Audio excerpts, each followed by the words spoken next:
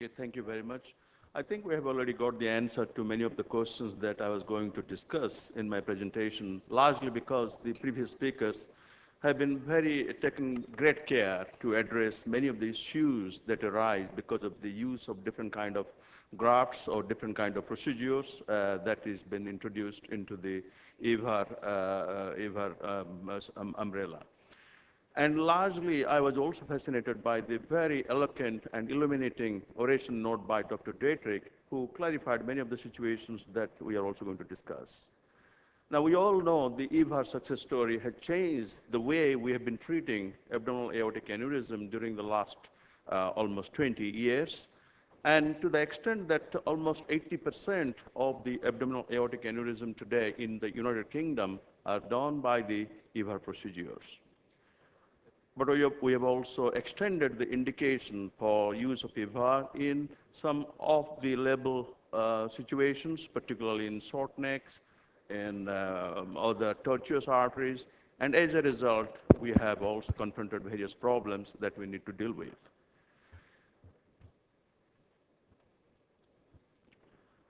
Now, there are various different kinds of devices that are available, and quite a lot of these have proved to be successful in achieving our goal in many ways.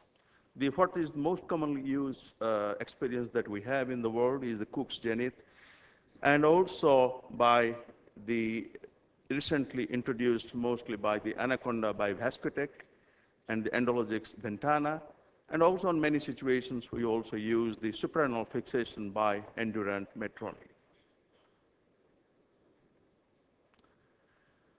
Now, what are the properties of an ideal stent graft that we always look for?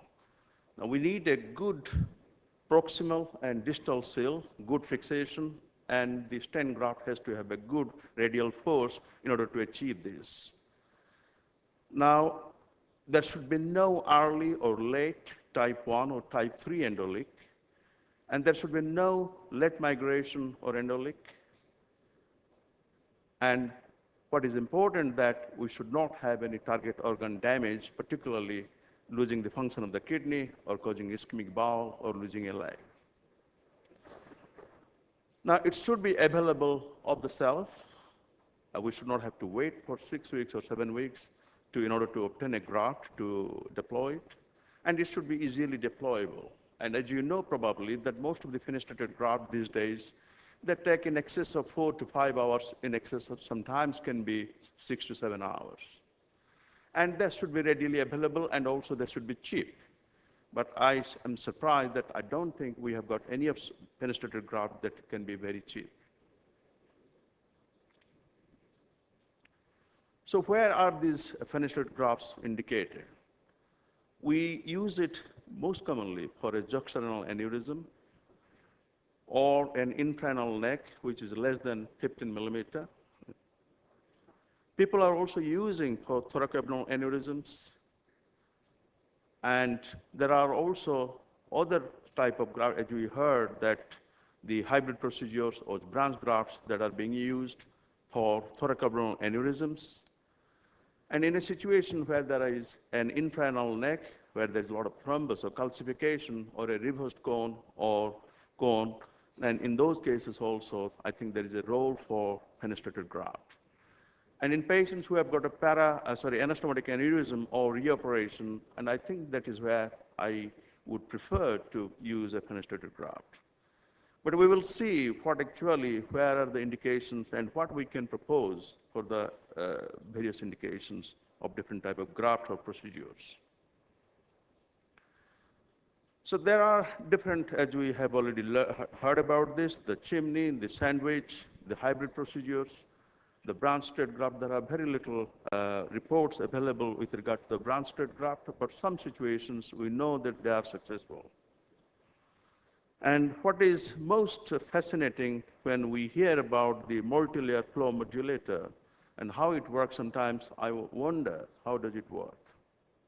But probably if that works, that will solve most of our problems today. My experience with regard to fenestrated graft is largely comes from the Anaconda by Vascotec. And this is, the beauty of this graft is that this is a repositionable stent graft system and enables accurate deployment in the exact situation. And as you'll see, it has got two proximal rings, and there are hooks which maintains an adequate radial force as well as good fixation and good sealing of the proximal neck. It can have also a scallop, and there can be multiple fenestrations because there is a large body here where you can design your fenestrations. And furthermore down, then there are multiple rings that prevents kinking, particularly in a situation where the aneurysm is tortuous. And furthermore, there is a flare which also maintains the perfusion to the internal iliac artery, or if there is a little large size common iliac artery. And this is how when you deploy, and you can collapse, and you can redeploy it by collapsing it once you are happy with the positioning of the stent graft. The unfortunate thing is that this is a custom-made design. That means it needs a lot of measurement, good imaging technique, three-dimensional imaging technique, so that we have got accurate positioning of the fenestration within the stent graft. It takes nearly 6 to 8 weeks before a design made could be available for deployment.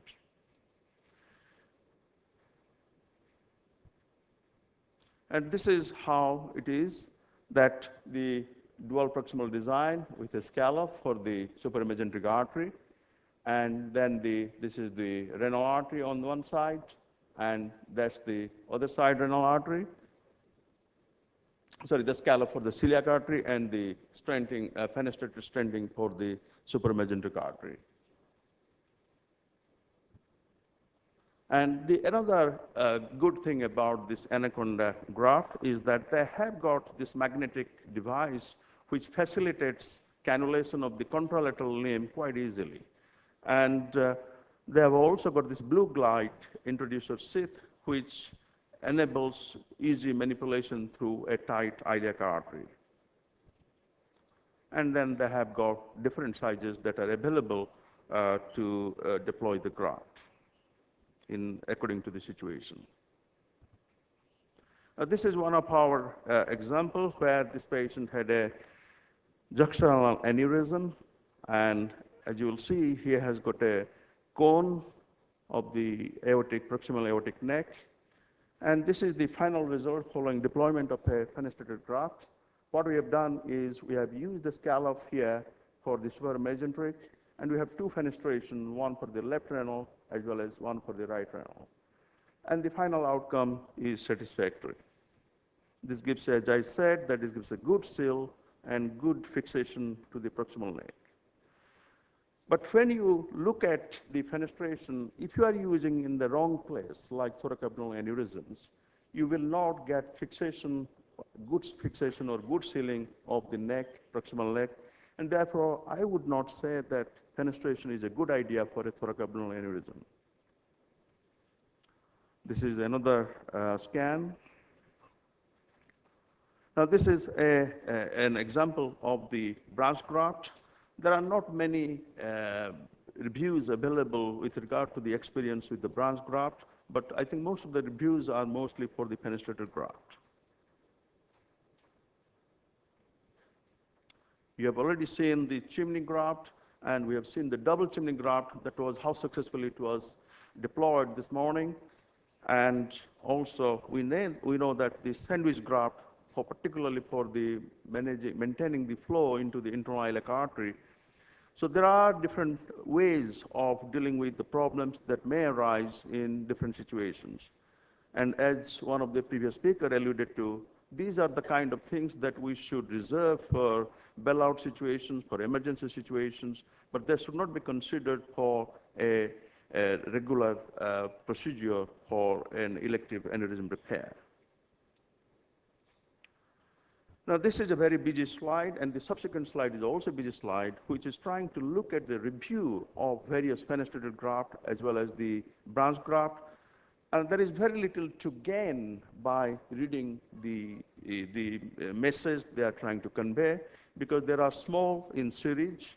There are various complications as one would be expected, like probably the largest series is from the Mayo Clinic and also from Roselli.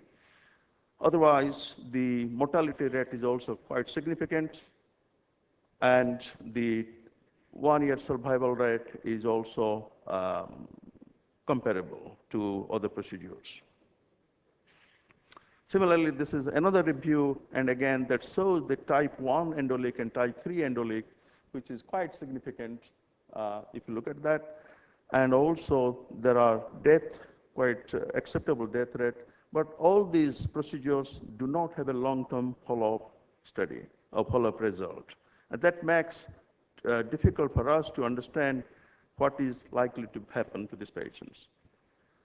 Now, therefore, not surprisingly, we do not have a consensus view as to what is the best graft to be used in different situations.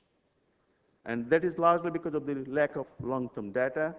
And most of the cases that experience we have accrued is from a small number.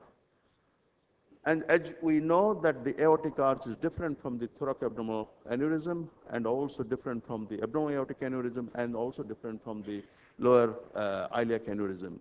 Therefore, there are different geometry, different situations, and you cannot prescribe one kind of treatment for every situation.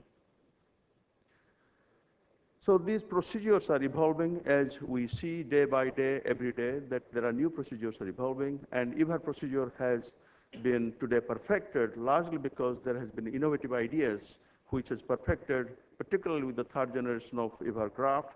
We have been able to address many of the issues that we saw in the past. But in some of the patients where we think, as one of the speakers said, and Dr. Dietrich alluded to, that if it is a complex procedure, and if we think, then an open procedure probably much more safer and probably achieve better result, then we should start thinking in that line rather than trying to mess around using a graft which is not applicable in a particular situation. So in conclusion, that I think that one side, that means one particular procedure, one particular graft, is not the answer to all the different kind of problems that we see in this scenario. Thank you. Thank you, Saroj. I understand that you work in England. That's right. Which city, please? Imperial, Charing Cross. Ah, you work with Professor Alan Davis. Alan Davis and Nick Cheshire. Nick Cheshire. So you present us the Anaconda new fenestrated graft. Yep. When was it available, and is it available in England on a routine basis? Sorry, second. You present to us the Anaconda fenestrated graft. That's when right. was it available? We got it now on last 2 years. Yes. The first graft was placed at Charing Cross. In Charing Cross. Is it graft. available on a routine basis for every patient? Yes, yes. Okay. And who pay for it? Yeah, this is very expensive. Like the first graft, which we got about 15, what's the price, for instance, for about 13 to 15,000 pounds. I didn't hear the price. Tell me again. 13 to 15,000 pounds. Oh my gosh. And if you have got a triple fenestration and scallop, then it will cost around 18 to 1,000, depends upon how complex it is. Do you have equivalent graft to put on in a patient? Do you have other type of graft fenestrated? My own experience is only on the Anaconda. Only Anaconda. I do use for infrarenal procedures or like Medtronic or endologic, the Aerofix Lombard. Dr. Buckley, is this graft available currently in US or not? Only in ID trial. ID? Trial for the FDA. Okay. So you are working on it in US. Okay. Okay, Mr. Chairman, shall we move on to the last presentation? Thank you very much, Dr. Das.